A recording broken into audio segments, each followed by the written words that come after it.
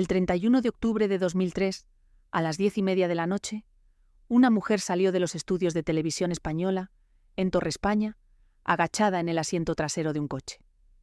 La conductora había tapado los cristales laterales con periódicos para que nadie pudiera ver quién iba dentro. Afuera, docenas de fotógrafos y cámaras de televisión rodeaban el edificio esperando capturar una imagen que en ese momento valía más que cualquier otra en la historia reciente del periodismo español. La mujer que iba agachada en ese coche había presentado ese mismo día el telediario de la segunda edición de TV, por última vez.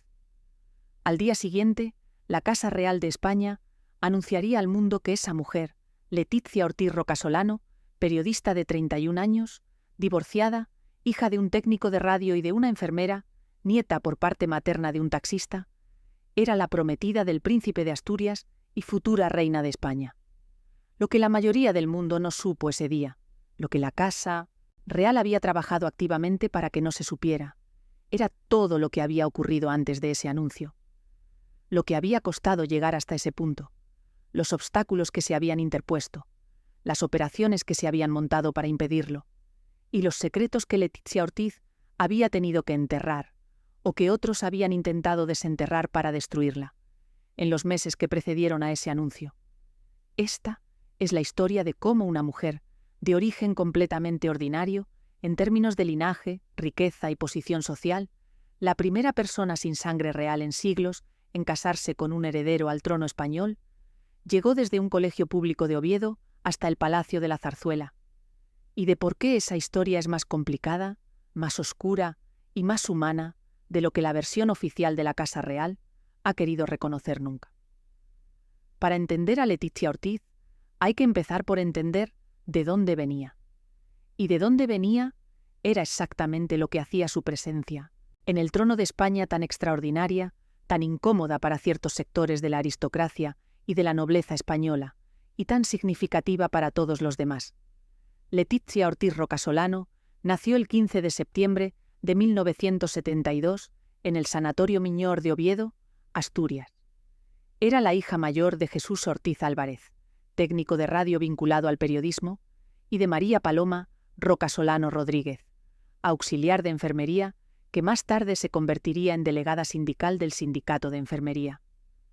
Dos hijos de la clase trabajadora española de los años 70 que se habían conocido en Asturias y habían construido su vida con los recursos que tenían, no grandes, no pequeños, exactamente los que se tienen cuando no hay herencias ni inversiones ni apellidos que pongan el ascensor en marcha de manera automática. El lado paterno de la familia tenía una conexión con los medios de comunicación que resultaría profética. La abuela paterna de Letizia, María del Carmen Álvarez, del Valle, conocida popularmente como Menchu Álvarez del Valle, fue durante 42 años una de las voces más reconocidas de la radio asturiana, primero en Radio Oviedo y luego en Radio Nacional de España. Una mujer que en los años 40 y 50 recorría Oviedo en moto para llegar a sus emisiones, lo que era un gesto de independencia y modernidad que en aquella España de posguerra resultaba extraordinariamente llamativo. Su marido, el abuelo paterno de Letizia, era representante de la empresa italiana Olivetti. El padre de Letizia, Jesús Ortiz, siguió los pasos profesionales de su madre en el mundo de la comunicación, aunque con más discreción y menos visibilidad pública. El lado materno era más sencillo todavía. El abuelo materno de Letizia, Francisco Julio Rocasolano, trabajaba como taxista. La abuela materna, Enriqueta Rodríguez Figueredo, era ama de casa. Personas de trabajo, sin más capital que el que generaban con sus propias manos cada día. Cuando Juan Carlos I se enteró años después de que su hijo quería casarse con la nieta de un taxista, sin linaje, sin apellido, sin sangre azul y con una madre enfermera, según recogen diversas fuentes periodísticas cercanas a la Casa Real, reaccionó con una mezcla de perplejidad y alarma que él mismo definió, en conversaciones privadas que sus interlocutores han reproducido posteriormente en libros y entrevistas, como un problema de verdad. No era lo mismo que otras relaciones del príncipe que no habían salido adelante. Era algo cualitativamente diferente, y el rey emérito lo sabía. Letizia creció en Oviedo hasta los 15 años, cuando su padre fue contratado por la delegación asturiana de la nueva Antena 3 Radio, y la familia se trasladó a Madrid, más concretamente a la localidad de Rivas-Vaciamadrid, entonces un municipio en desarrollo en las afueras de la capital. El colegio, donde Leticia terminó el bachillerato, fue el Instituto Ramiro de Maeztu, uno de los centros públicos más grandes y más conocidos de Madrid. Un instituto de barrio donde no había apellidos ni herencias que te diferenciaran de nadie. En ese instituto, siendo ella una alumna de bachillerato de 15 o 16 años, conoció a un profesor de lengua y literatura que se llamaba Alonso Guerrero Pérez. Alonso Guerrero tenía 25 o 26 años en aquel momento. Era 10 años mayor que ella. Había nacido en Mérida y criado en Almendralejo, Badajoz, y llevaba varios años combinando la docencia con una carrera literaria que ya incluía un premio Felipe Trigo y un premio Navarra de novela. Era inteligente, culto, con una sensibilidad para la lengua que a una adolescente con vocación periodística, heredada de su abuela, tenía que resultarle magnética. La relación que nació en ese instituto entre la alumna y el profesor generó en el momento el escándalo discreto que ese tipo de relaciones generan siempre en los entornos escolares. La experta en la Casa Real Pilar Eyre, que ha cubierto durante décadas las intimidades de la monarquía española, lo describió así en una de sus intervenciones. La relación entre un adolescente y un adulto causó en el instituto un revuelo considerable y fue un calvario para los padres. Fue, sin embargo, el primer gran amor de Leticia Ortiz, una relación que duró casi una década y que siguió adelante cuando ella se fue a Madrid a estudiar en la Universidad Complutense, cuando se fue a México a intentar un doctorado que nunca terminó, cuando regresó y empezó a construir su carrera en los medios. Leticia se licenció en Ciencias de la Información en la Facultad de Periodismo de la Universidad Complutense de Madrid en 1995. Ya durante la carrera había empezado a trabajar, primero en el diario ABC, cubriendo información local, luego en la agencia EFE, cubriendo política internacional durante el último año de la carrera. Hizo prácticas en la Nueva España de Oviedo. Obtuvo un máster de periodismo audiovisual en el Instituto de Estudios de Periodismo Audiovisual. Y luego hizo lo que muchos periodistas jóvenes de su generación hacían cuando querían formación internacional con poco dinero. Se fue a América Latina. Pasó por Cuba, por Colombia, por Costa Rica y finalmente llegó a Guadalajara, México, donde se matriculó en la Universidad de Guadalajara para un doctorado que no completó y trabajó en el diario local Siglo XXI. Fue allí, en México, en el periodo de prácticas en la agencia EFE, donde participó en 1998 en un cortometraje titulado La mirada del ángel, financiado por la propia agencia. Una nota al margen de su carrera, pero documentada. Lo que sí es completamente verificable es que a su regreso a España, Alonso Guerrero y ella decidieron formalizar la relación que llevaban casi una década, manteniendo a distancia y con los obstáculos que los traslados y los estudios y los trabajos en diferentes ciudades imponen. El 7 de agosto de 1998, Leticia Ortiz y Alonso Guerrero Pérez contrajeron matrimonio civil en el Salón de Plenos del Ayuntamiento de Almendralejo, Badajoz, el municipio extremeño de origen del novio. Fue una ceremonia austera. 90 invitados, un vestido de Victorio y Luchino, sin pretensiones de alta costura. Una ceremonia civil en la que no hubo ni catedral, ni arzobispo, ni ninguno de los elementos que caracterizan las bodas en las que hay capital social que exhibir. Solo 2 personas que llevaban casi 10 años juntas formalizando lo que ya era. El matrimonio duró un año. Leticia y Alonso se divorciaron en 1999. Las razones exactas del divorcio son de las pocas cosas de la historia de Leticia que no han sido completamente desveladas y que probablemente nunca lo serán con total certeza. Lo que sí es documentable es que fue un divorcio limpio y rápido, sin litigios prolongados ni escándalos públicos, y que tanto Leticia como Alonso continuaron con sus vidas sin convertir la ruptura en un espectáculo. Alonso Guerrero siguió dando clases y publicando novelas. Leticia siguió construyendo una carrera que en ese momento estaba a punto de despegar de manera notable. Tras el divorcio, Leticia se mudó a un pequeño apartamento en el barrio de Vicálvaro, en Madrid, que más tarde cedería a su hermana Erika, y siguió trabajando. La carrera periodística de Leticia Ortiz, entre 1997 y 2003 es, independientemente de todo lo que vino después, la historia de una profesional que construyó su posición desde abajo con un talento real y una disciplina que sus compañeros de trabajo recordarían durante décadas. Empezó en Bloomberg TV, la cadena estadounidense especializada en economía, finanzas y mercados que tenía sede en España bajo la supervisión de la agencia EFE. Era 1997. Luego pasó a CNN+, el canal privado de noticias que el grupo Prisa había creado en asociación con CNN, donde junto a Marta Fernández presentaba las noticias en el turno matinal que empezaba a las 5 de la mañana. Madrugar no era opcional. El periodismo en directo a las 5 de la mañana tampoco. En julio del año 2000, con 27 años, Leticia dio el salto que en el panorama televisivo español de aquella época era el equivalente a llegar a la cima disponible. Entró en Televisión Española, la televisión pública estatal. Comenzó presentando Informe Semanal durante el verano en sustitución de Baltasar Magro. Luego pasó a los informativos matinales. Luego al equipo de edición del telediario. Y ese mismo año, 2000, la Asociación de la Prensa de Madrid le concedió el premio Mariano José de Larra como mejor periodista menor de 30 años. Tenía 28 años y trabajaba en la cadena más vista de España. El premio Larra que recibió en el año 2000 es un dato que merece detenerse un momento, porque ilustra exactamente la posición que Leticia ocupaba en el periodismo español antes de que ninguna corona entrara en la ecuación. El premio Mariano José de Larra es concedido cada año por la Asociación de la Prensa de Madrid, fundada en 1895, y reconoce al mejor periodista menor de 30 años en activo en España.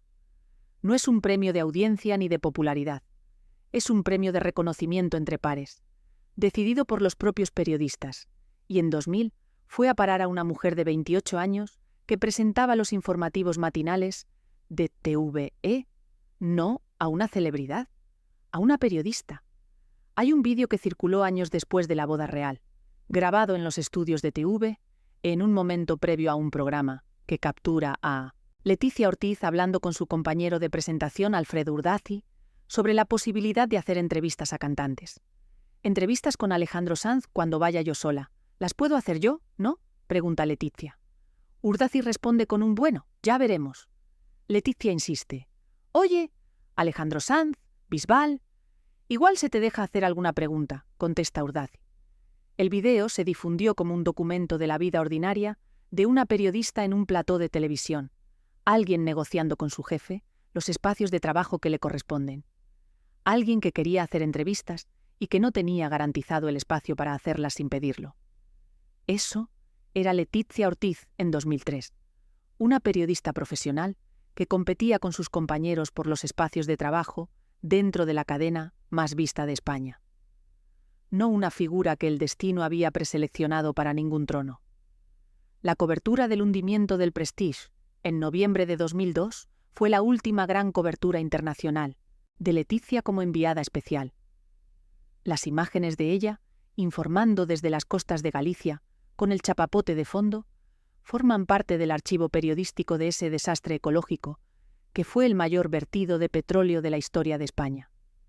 Y forman parte también, con el conocimiento de lo que ocurrió después, de la historia personal de dos personas que en ese momento estaban descubriendo que lo que había empezado en una cena de octubre podía convertirse en algo mucho más grande.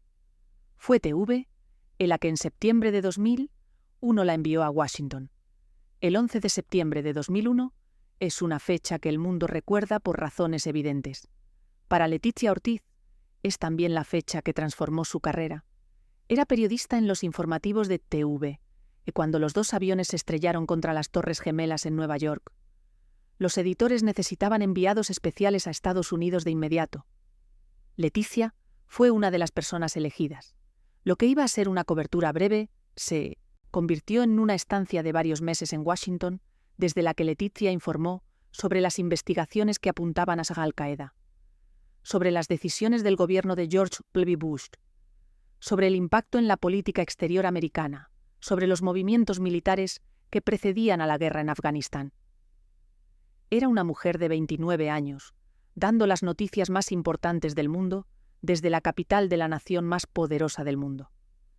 Sus compañeros de aquella etapa coinciden en recordarla con una descripción que se repite casi palabra por palabra en varias entrevistas distintas: preparada, disciplinada, incómoda con los tratamientos especiales, completamente desprovista del síndrome de la estrella que algunos presentadores de televisión desarrollan cuando la audiencia empieza a reconocerlos.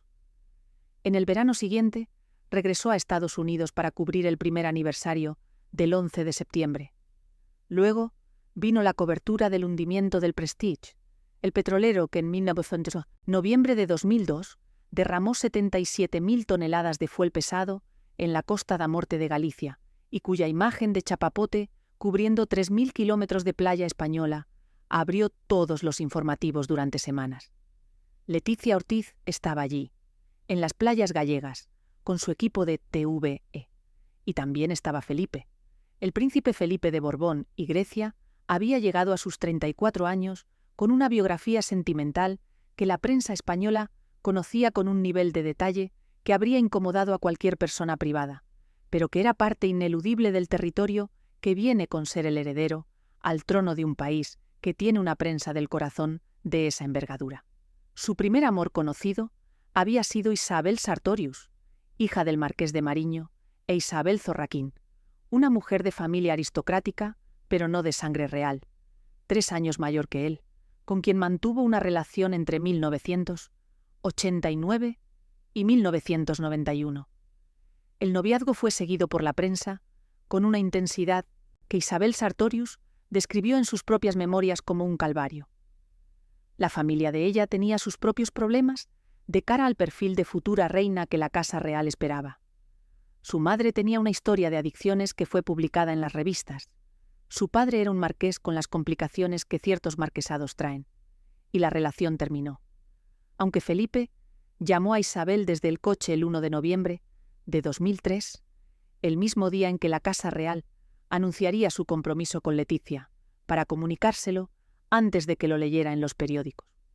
Según publicó La Nación Argentina, citando fuentes cercanas a Sartorius, Felipe tenía 35 llamadas perdidas de ella en el teléfono y le dejó un mensaje de voz con la noticia. Una semana después, Isabel fue al Palacio de la Zarzuela a conocer a la futura esposa del príncipe. Y las dos se hicieron amigas. Una amistad que, según la propia Sartorius en una entrevista con Hola en 2015, era más intensa con Leticia que con el propio Felipe. Después de Isabel Sartorius, hubo una relación con la modelo americana Gigi Howard, menos documentada y más breve, un episodio de los años de estudiante en el Naval War College de los Estados Unidos, que los biógrafos de Felipe describen como una aventura y no como un noviazgo formal. Y luego vino Eva Sandum. Eva Sandum era una modelo noruega de 1,85 m, rubia, de ojos azules, que según su propio relato, en una entrevista con el diario noruego Aftenposten, conoció a Felipe por casualidad en Madrid, en 1996. La relación duró 5 años. Fue la más estable de las anteriores, la que más se acercó al umbral de la formalidad institucional. Eva llegó a acompañar a Felipe en algunos actos oficiales, lo que en el lenguaje de la Casa Real es casi una declaración de intenciones. Y sin embargo, ni la reina Sofía ni Juan Carlos primero veían a Eva Sandum como una pareja adecuada para el futuro rey de España. Modelo noruega, sin aristocracia, sin formación universitaria, sin el perfil que la institución consideraba apropiado. La presión mediática sobre ella fue brutal durante los años que duró la relación. Docenas de paparazzi la seguían por Madrid, por Oslo, a donde viese. En su entrevista de años después, Sandum reconoció que fue una vida llena de limitaciones y agotadora, y que estaba muy contenta de no haberse convertido en reina. La ruptura llegó en diciembre de 2001. Felipe la anunció él mismo, personalmente, en una charla con periodistas en la Zarzuela. La decisión había sido tomada con libertad y desde la intimidad. La relación no había prosperado. Punto. Cuando en octubre de 2000, Felipe de Borbón Llegó a la cena que organizaba el periodista Pedro Erquicia en su ático de Madrid. Llevaba casi 1 año y medio separado de Eva Sanum. Había cumplido 34 años.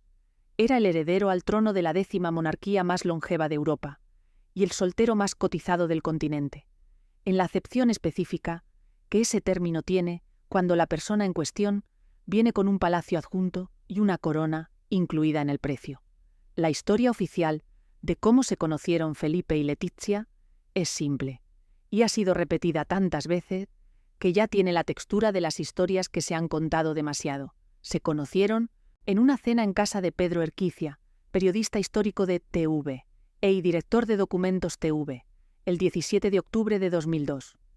Felipe había pedido a Erquicia que le presentara a su compañera de trabajo, Letizia Ortiz, cuya presencia en los informativos de TV le había llamado la atención. Erquicia organizó una cena con un grupo de unas 20 personas. Los 2 más jóvenes del grupo eran Felipe y Letizia. Hablaron toda la noche. Fue un flechazo por parte de él, al menos en la versión que los testigos han dado con el paso del tiempo. Pero la historia tiene más capas que eso.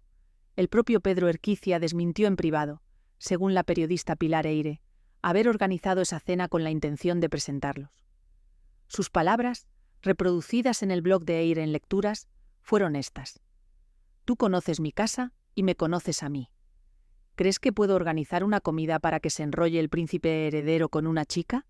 Eso sugiere que el relato de Erquicia como Celestino activo es una versión simplificada, y que la realidad fue más orgánica y menos planificada de lo que la historia oficial indica. Hay otra versión que circula en los círculos periodísticos que cubren la Casa Real y que la escritora Pilar Eyre ha mencionado en varias ocasiones, atribuyéndola a fuentes que no ha identificado públicamente. Que fue el navegante Quitín Muñoz, quien mantuvo una relación breve con Letizia poco antes del encuentro con Felipe, el que los presentó, y que el flechazo fue inmediato por parte de él. Esta versión no está documentada con la misma precisión que la de Erquicia, y debe tratarse como lo que es: una versión alternativa, sostenida por una periodista experimentada, pero sin confirmación de los protagonistas. Lo que sí está documentado con absoluta certeza es lo que ocurrió después de ese primer encuentro. Felipe se enamoró, y Letizia, según todos los testimonios disponibles, no se lo puso fácil. La pieza más reveladora del carácter de Letizia Ortiz en ese periodo es la descripción que Pilar Eyre, la misma periodista que más críticamente ha escrito sobre ella en otras circunstancias, ofrece de cómo respondió Letizia al interés de Felipe.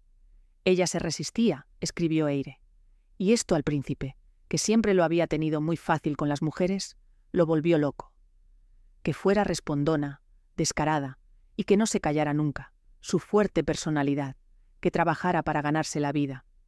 Todo eso hizo que Felipe se enamorara de ella y, sobre todo, que la admirara. La relación se desarrolló en secreto absoluto durante más de 1 año. Fue, en términos operativos, uno de los ejercicios de discreción más exitosos que la Casa Real Española llevó a cabo en las últimas décadas. Letizia seguía presentando el telediario cada noche.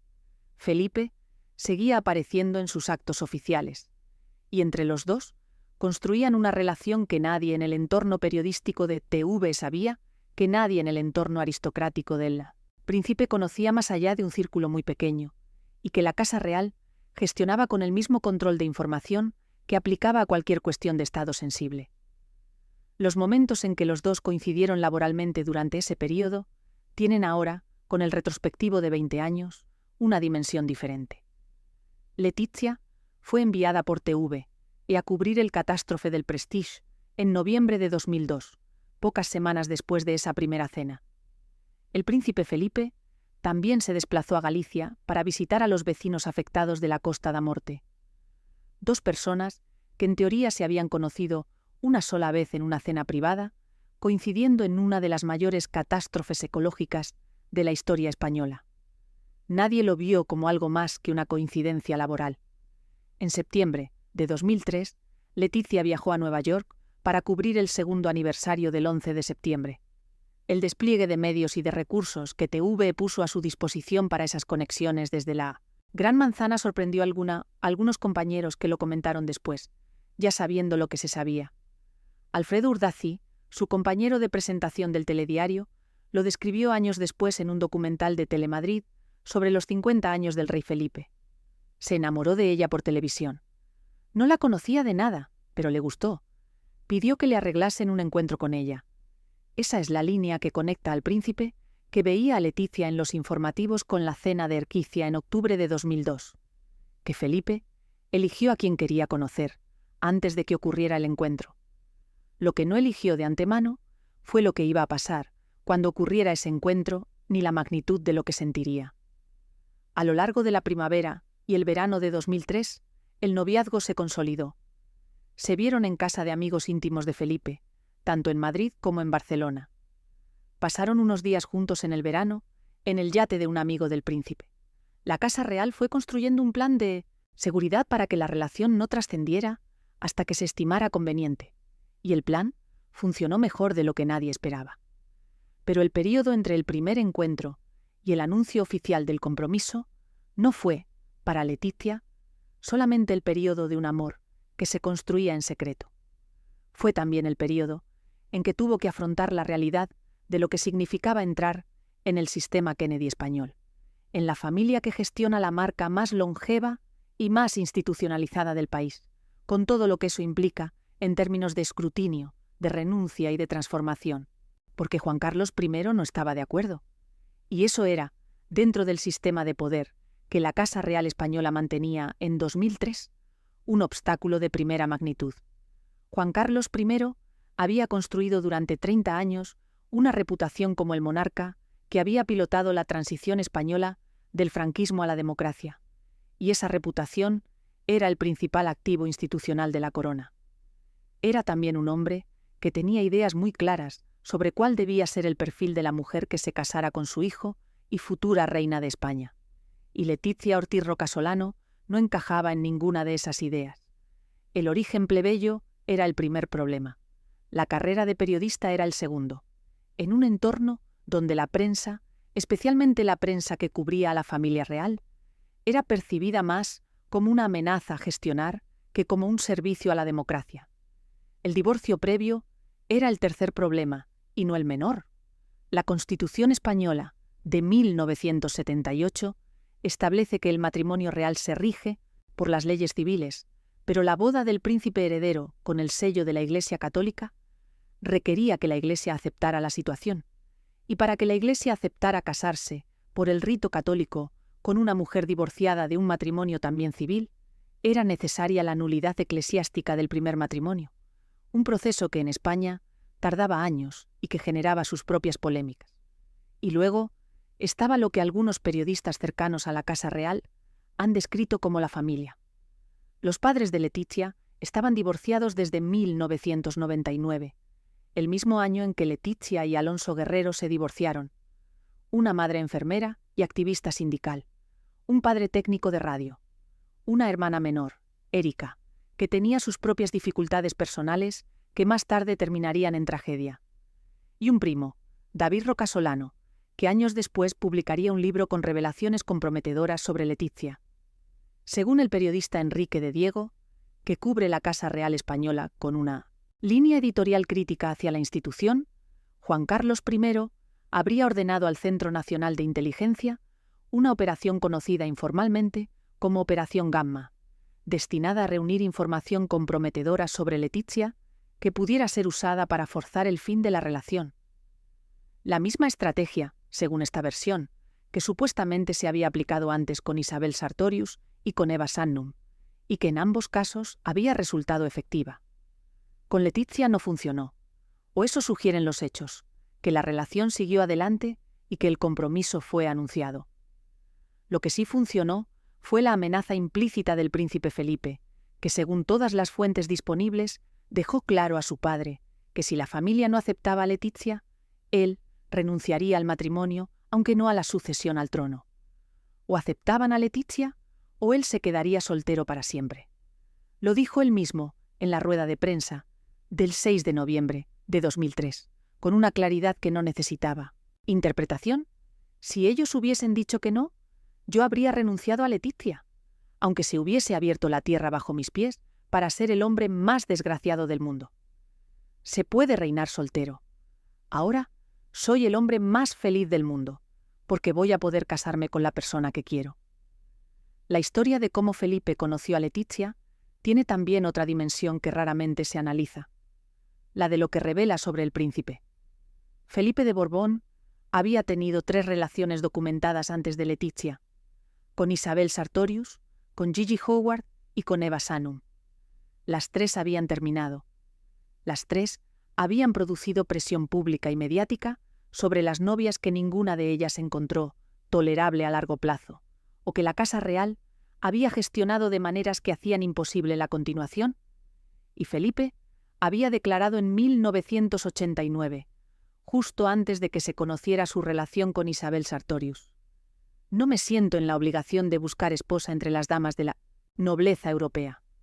Era una declaración que en ese momento sonó como una afirmación de independencia personal y que con el tiempo resultó profética. Lo que ninguna de las 3 relaciones anteriores habían producido era una mujer que no se dejara intimidar por el sistema que rodeaba al príncipe. Isabel Sartorius lo dijo en sus memorias. Le quería con locura, pero no podía más con aquella situación de tensión, de tapar la imagen continuamente para que nadie saliera dañado. Eva Sanum lo dijo en su entrevista con Aftenposten. Era una vida llena de limitaciones y agotadora. Ambas habían cedido o habían sido empujadas a ceder ante la presión que el entorno de la Casa Real generaba sobre cualquier mujer que se acercara demasiado al heredero.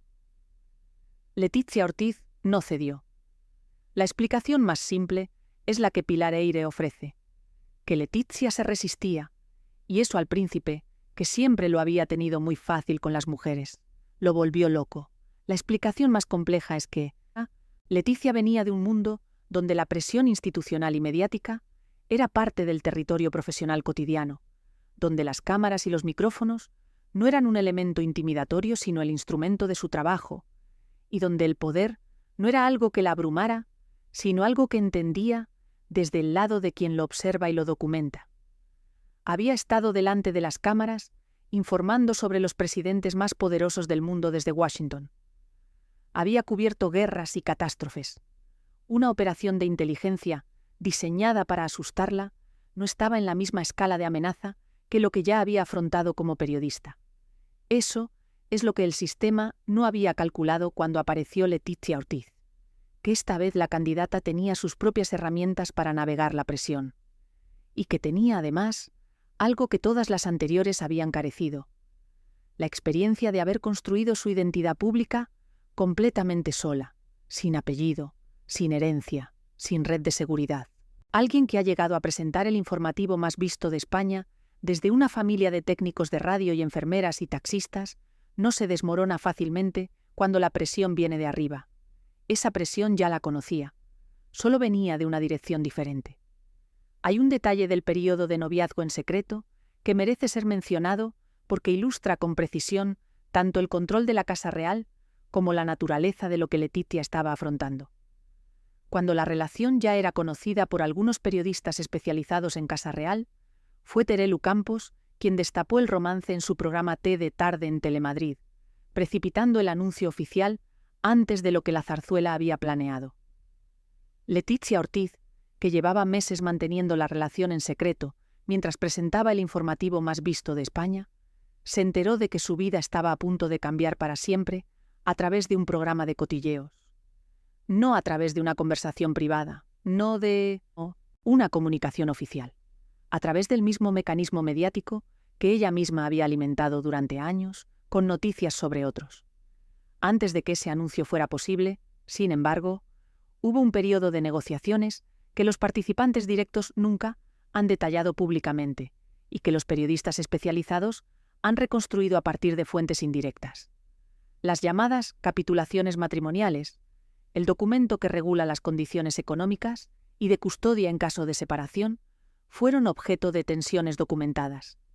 El excuñado de Letizia, Jaime del Burgo, que en 2012 se casó con su hermana Telma y se divorció de ella en 2016, y que saltó a los titulares internacionales en 2023 y 2024 por sus declaraciones sobre una supuesta relación con Letizia anterior y posterior a la boda real, ha afirmado que Letizia tuvo problemas con las duras condiciones que la Casa Real puso en las capitulaciones, especialmente en lo relativo a la custodia de los hijos, y que él fue el intermediario que la aconsejó en ese proceso.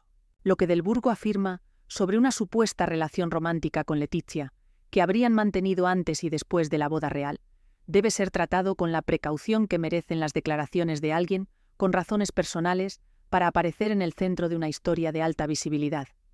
Del Burgo fue testigo de Letizia en la boda de 2004. Estuvo vinculado durante años al círculo íntimo de la familia real. Se casó con la hermana de la reina y se convirtió en el origen de las polémicas más graves que la imagen de Letizia ha afrontado desde que es reina. Sus declaraciones, publicadas en 2023 a través del periodista Jaime Peñafiel, generaron una crisis de imagen sin precedentes en la historia reciente de la corona española. La prensa internacional las recogió. Los debates sobre el matrimonio real y una posible separación se intensificaron. La Casa Real no respondió oficialmente. Letizia tampoco. Hay otro episodio del periodo previo a la boda que merece ser narrado con precisión porque está documentado por fuentes que no tienen intereses obvios en distorsionarlo.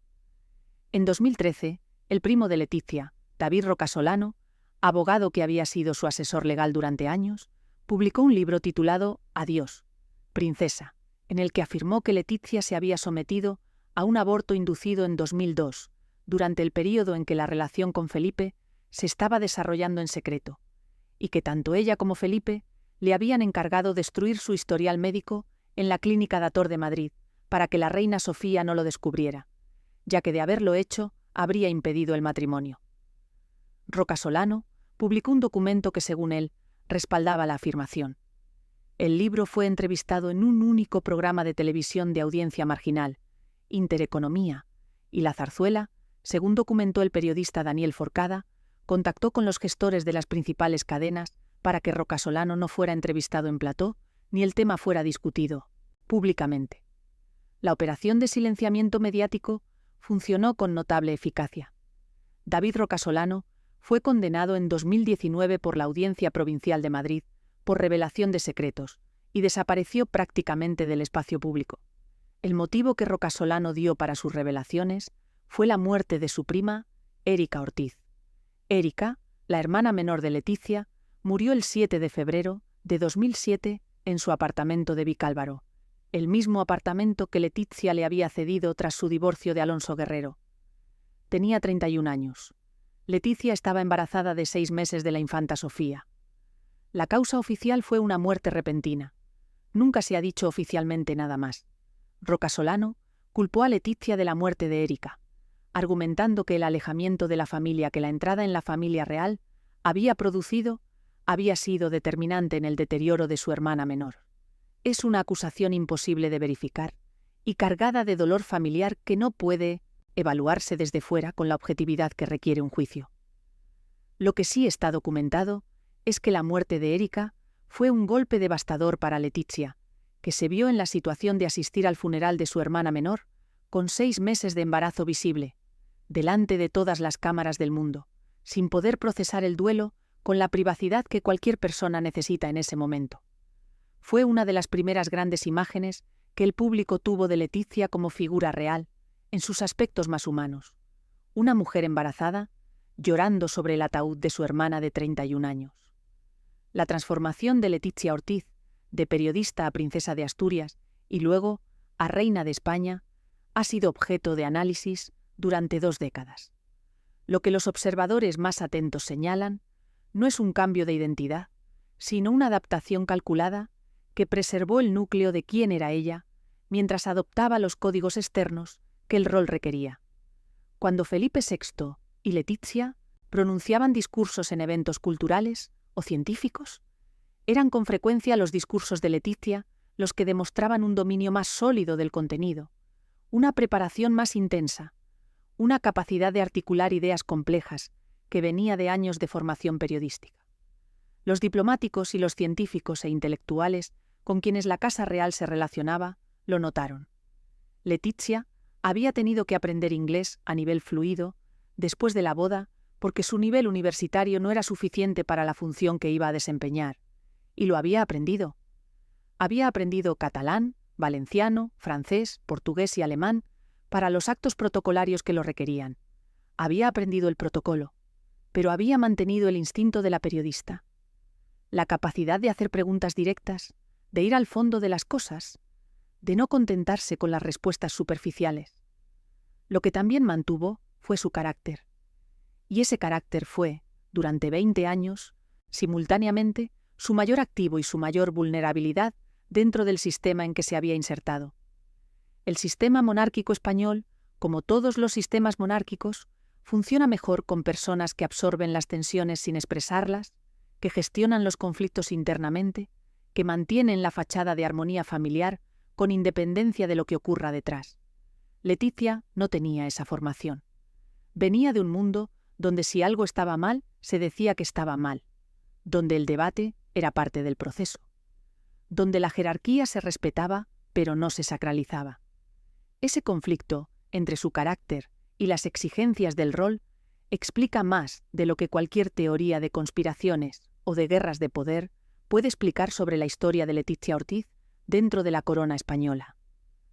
No es que ella fuera una intrigante o una estratega que calculó cada paso desde el principio. Es que era una persona de un tipo específico, formada en valores específicos, que entró en un sistema diseñado para personas de otro tipo, y que tuvo que encontrar la manera de existir en ese sistema siendo lo que era, sin dejar de ser completamente lo que era. Lo que la historia de la periodista que se convirtió en reina dice sobre la monarquía española del siglo XXI es probablemente más importante que lo que dice sobre Leticia Ortiz como individuo.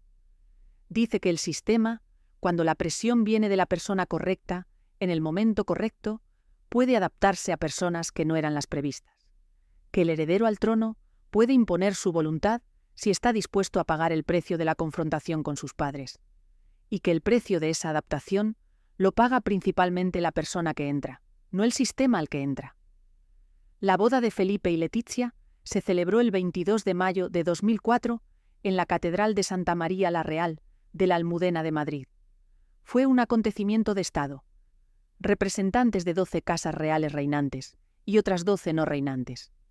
El vestido de Manuel Pertegaz, el diseñador valenciano que tenía entonces 86 años. La tiara de las flores de lis, el cortejo, la misa. Las 2000 personas en la catedral y el 1.000.000 o más en las calles de Madrid. Todo lo que corresponde cuando el heredero al trono de España se casa. Leticia llevaba ese día el traje blanco de Armani, que ya todos recordaban del último telediario que presentó en octubre de 2003. Exactamente el mismo modelo, aunque este era otro ejemplar. Una señal de continuidad entre la periodista y la princesa, que probablemente fue deliberada y que generó comentarios durante semanas. Para entender lo que ocurrió en el período siguiente, hay que entender la magnitud del desafío que la transformación implicaba. Leticia no solo había renunciado a su carrera, había renunciado a la independencia que esa carrera le daba, a la identidad profesional que la definía desde los 22 años, al anonimato relativo que una persona puede mantener incluso siendo reconocible en televisión cuando no es miembro de la familia real.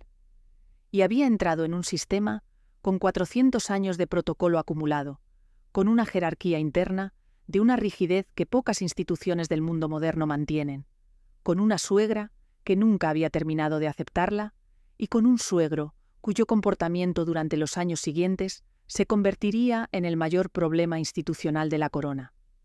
Juan Carlos primero abdicó el 19 de junio de 2014, después de años en que el caso Noos, que implicaba a su yerno Iñaki Urdangarín y a su hija la infanta Cristina en un escándalo de corrupción de dimensiones considerables, y sus propias aventuras personales, incluyendo la relación con Corina Hussein-Wittgenstein y el viaje de caza de elefantes en Botsuana, que se hizo público en plena crisis económica española, con tasas de desempleo por encima del 25%, habían dañado la imagen de la institución hasta el punto de hacer necesario el relevo generacional. Con la proclamación de Felipe VI, Leticia Ortiz se convirtió en reina consorte de España. La mujer que su suegro había descrito como un problema de verdad era ahora la reina. La nieta del taxista era la reina, la periodista divorciada era la reina. Lo que vino después, los años del reinado, con sus escándalos y sus tensiones y las guerras de imagen entre Letizia y la reina Sofía, que culminaron en el incidente de Pascua de 2018 en Palma de Mallorca. Cuando las cámaras captaron a Letizia, apartando físicamente la mano de su suegra del hombro de la infanta Sofía y limpiándole el beso de la mejilla, y las revelaciones de Jaime del Burgo en 2023 y 2024, y los rumores de separación que en 2025 seguían siendo tema de debate en la prensa europea, son capítulos de una historia que todavía no tiene final escrito. Pero la historia que merece ser contada, con toda su dimensión, es la que ocurrió antes, la de la mujer que fue a una cena en octubre de 2002 sin saber lo que iba a encontrar allí. La que durante más de un año siguió presentando el telediario cada noche, mientras mantenía en secreto una relación que iba a cambiar su vida de maneras que probablemente ninguno de los dos podía entonces calcular del todo. La que se enfrentó a la operación de inteligencia que su futuro suegro había ordenado para destruirla y salió de ella intacta. La que negoció las condiciones de su propio ingreso en una institución que no la quería, que ponía condiciones durísimas a su entrada, y que sin embargo terminó aceptándola porque el hombre que iba a heredarla no dejaba de aceptar otra opción.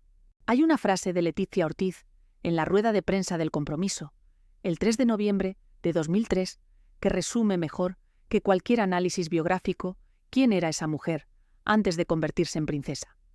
Un periodista le preguntó algo y ella respondió con un gesto que la cámara captó perfectamente.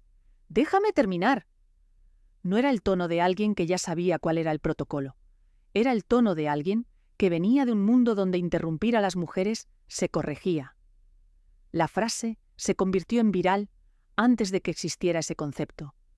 Y la periodista Pilar Eyre, que ha pasado los 20 años siguientes siendo una de sus críticas más implacables, admitió que en ese momento lo que se vio fue a alguien genuinamente diferente de todo lo que la Casa Real había producido hasta entonces. Genuinamente diferente. Eso es lo que hace incómoda la historia de Letizia Ortiz en el contexto de cualquier monarquía. No que haya una historia oscura de manipulación y secretos, aunque esos elementos están ahí y son reales y están documentados. Lo incómodo es que la historia de fondo es la historia de alguien que construyó algo propio con lo que tenía, que llegó a un lugar para el que el sistema no la tenía prevista, y que una vez dentro del sistema encontró que el precio de permanecer en él era exactamente tan alto como el precio de haber llegado. Eso es lo que la Casa Real no quería que se contara el 31 de octubre de 2003, cuando Letizia Ortiz salió agachada en el asiento trasero de un coche con los cristales tapados de periódicos. No que se hubieran conocido en una cena, eso ya lo sabían. Lo que no querían que se contara era todo lo anterior, todo lo que había costado llegar hasta esa noche, y todo lo que todavía estaba por costar. La pregunta de fondo que la historia de Letizia Ortiz deja sin responder definitiva es si el camino que recorrió desde ese colegio público de Oviedo hasta el Palacio de la Zarzuela fue el resultado de una serie de decisiones conscientes orientadas a un objetivo, o simplemente la consecuencia de haber estado en el lugar correcto, en el momento correcto, con el carácter adecuado.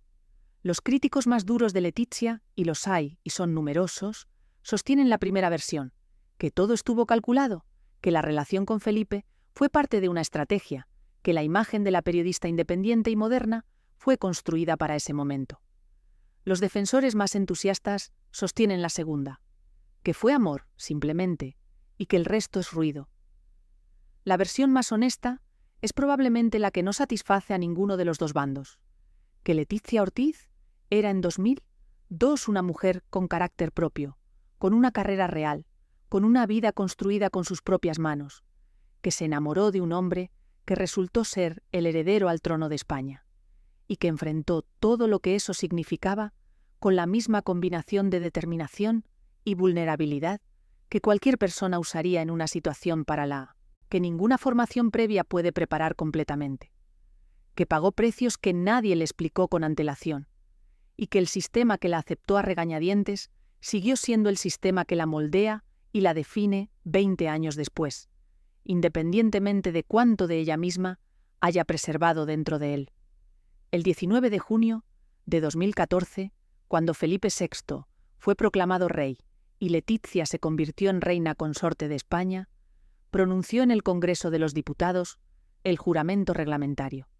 Eran 30 segundos, pero para cualquiera que conociera la historia de los 11 años anteriores, de la cena de octubre de 2002 al Palacio de la Zarzuela, pasando por las operaciones de inteligencia y los libros de revelaciones y los incidentes familiares y las coberturas de guerras y catástrofes y los telediarios y los divorcios y la nieta del taxista y el precio que todo eso había costado, esos 30 segundos tenían un peso que ninguna ceremonia de coronación europea en siglos había tenido exactamente de la misma manera.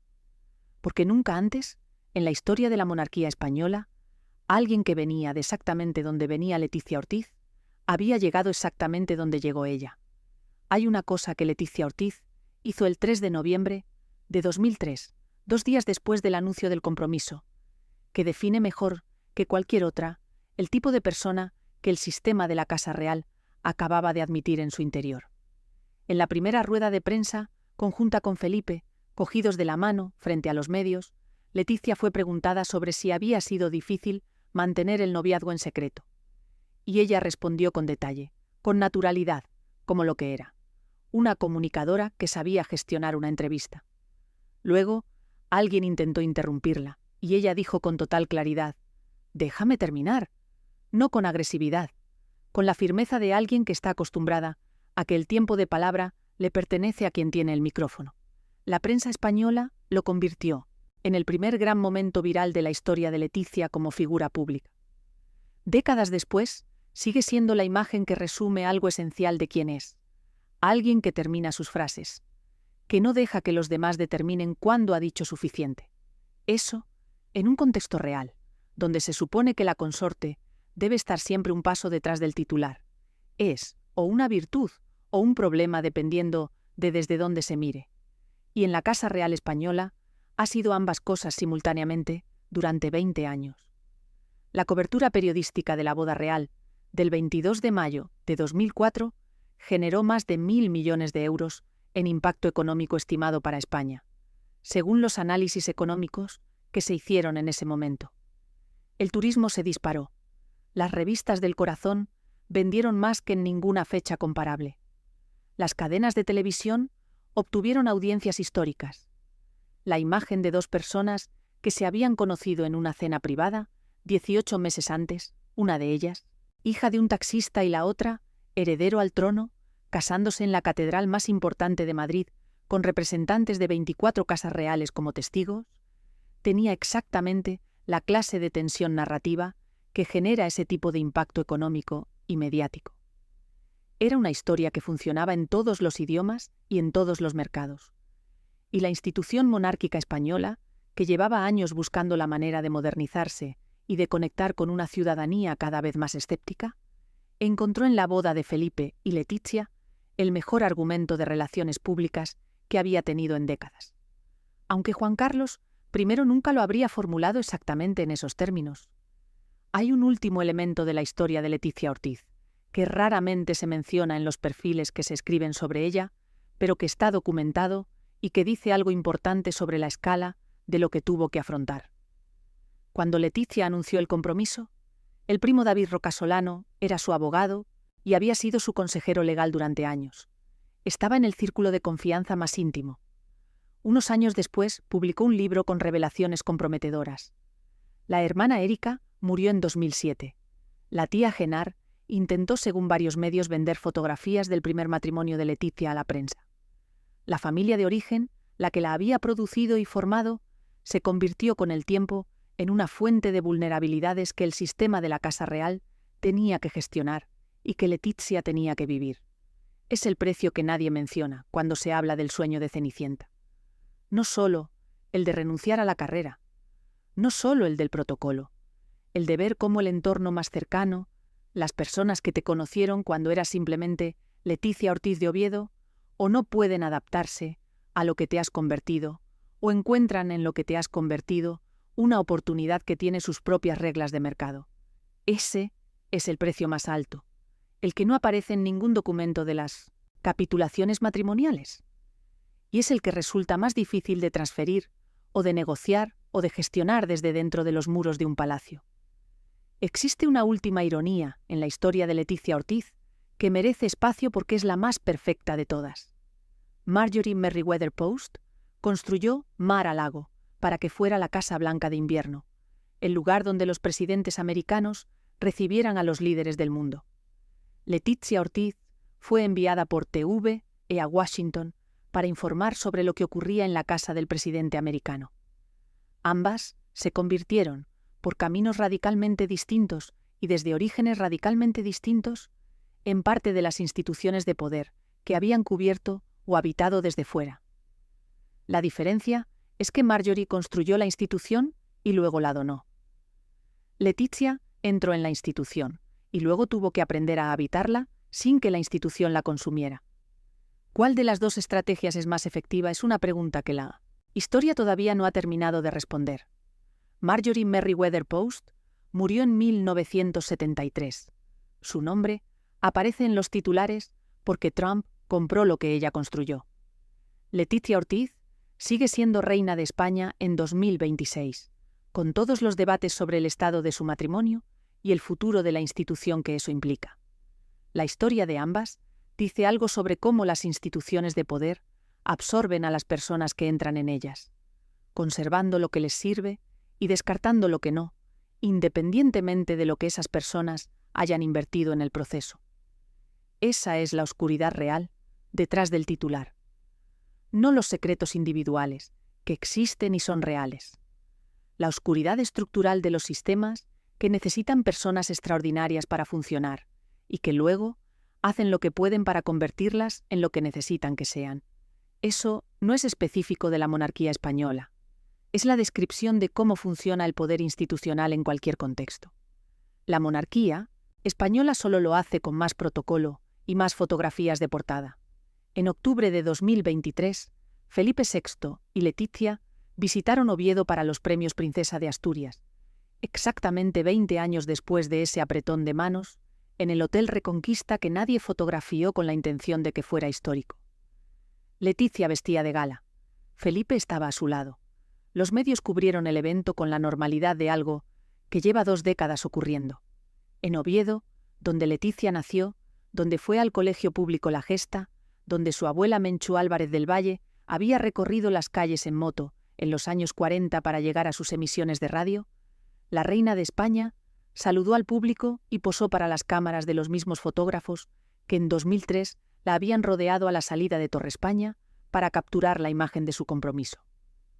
Los mismos medios, el mismo ciclo, solo que ahora el papel que Leticia ocupaba en ese ciclo era diferente. Ya no informaba, era el tema sobre el que otros informaban. Ese cruce de posiciones, de periodista a objeto de la cobertura periodística, es quizás el cambio más profundo de todos los que la historia de Leticia Ortiz contiene. Y es también el que ella probablemente entendía mejor que nadie desde el primer momento, porque venía del lado de la cámara que sabe exactamente cómo se construyen las narrativas sobre las personas públicas, qué se elige mostrar y qué se deja fuera, y por qué los titulares raramente capturan la complejidad de las historias reales. Lleva 20 años siendo la historia, y lleva los 20 anteriores siendo la que contaba las historias. Eso le da una perspectiva sobre el poder mediático que probablemente muy pocas reinas en la historia de las monarquías europeas han tenido desde dentro. Si esta historia te ha impactado, si en algún momento te has preguntado ¿qué queda de Leticia Ortiz, la periodista dentro de la reina Leticia? O si crees que el sistema al que entró en 2003 ha cambiado en los términos que ella esperaba o en términos completamente diferentes, deja tu opinión en los comentarios. Es una historia que no tiene una sola lectura posible.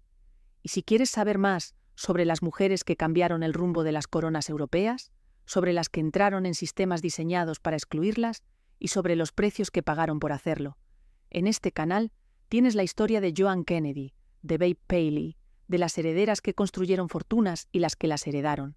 Suscríbete, la próxima historia ya está en camino.